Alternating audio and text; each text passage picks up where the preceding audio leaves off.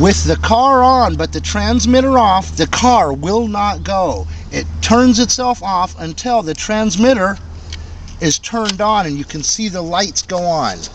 When you turn the steering wheel on the car turns.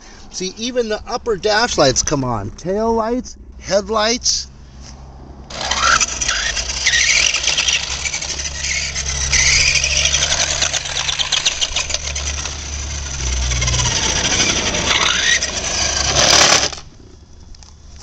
The hood opens like that to show good detail.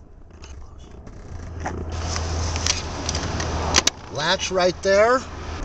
The trunk opens and even has the little tire wrench tool that comes with it.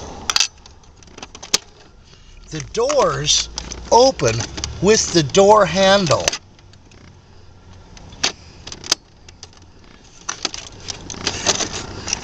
And it goes pretty good too.